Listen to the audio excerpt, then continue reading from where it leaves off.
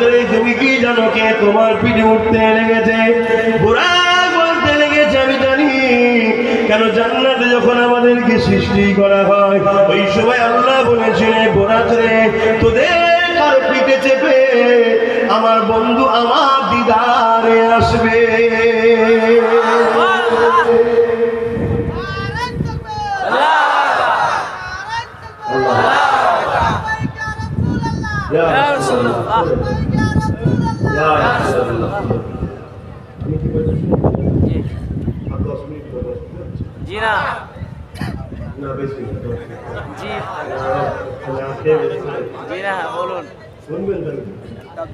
ঘোড়াকে কিন্তু প্রত্যেকটা জান্নাতীরা চাপবে।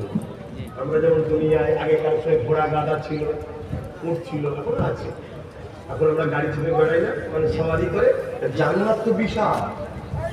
যারা আল্লাহকে ভয় করে এরা পৃথিবীর মতো দুটো দুটো বড় বড় জান্নাত দেবে। জোরে বলুন সুবহানাল্লাহ। ওয়ালিমান খাফা মাকাম রাব্বিহি বলুন জান্নাতান। সূরা রহমানের মধ্যে আল্লাহ বলতে যারা আমাকে ভয় করে আমি তাদেরকে দুটো দুটো জান্নাত দেবো। একটা জান্নাত এই পৃথিবী আসমানের মতো এই বিশাল বড়। জোরে বলুন সুবহানাল্লাহ।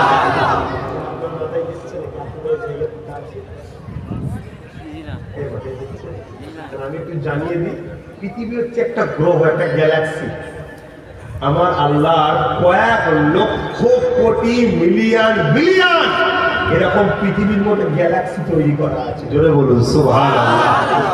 এই পৃথিবীর বাইরে বহুত কিছু আছে রে বাবা। একটা ছোট একটা গ্যালাক্সি কতটা, এই আসমানের কাছে পৃথিবী হলো একটা ফুটবলের থেকেও ছোট। শুনছো যুবক? সেই আল্লাহর উপরে ঈমান রাখো আর হালাল খাও আর নবীকে ভালোবাসো, আদর করো। খাদ্য হারাম হয়ে গেলে বেকার হয়ে যাবে। আমি তো প্রায় জায়গায় ইমামদেরকে বলি, ইমাম সাহেব ভাই জানি আপনাদের অবস্থা খুব খারাপ, কিন্তু কিসের টাকা কি এসছে একটু জেনে শুনে খান। মদ বিক্রি করার টাকা নয়।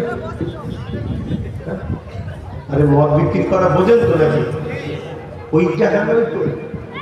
তারপর আবার নারীদের দেহ বিক্রি করার লাইসেন্স দেয়। এরা আবার বলে আমরা নেতা। যারা মায়ের জাতকে এখন নোংরা জায়গায় নিচু জায়গায় নামাতে পারে, ওই বিক্রি করার টাকা নয় তো। একটু বুঝে বুঝে খাবে। এই যে কথা বলে গেলে ইমাম সাহেবের দুশ্মন থাকে না, এবার যে কোনো ইমাম আমাকে দুশ্মন মনে করতে পারে সেটা আলাদা। আমি তাদের ভালোর জন্য বললাম, তাদের ভালোর জন্য বললাম। তোমাদের বলি, তোমাদের লজ্জা থাকা দরকার।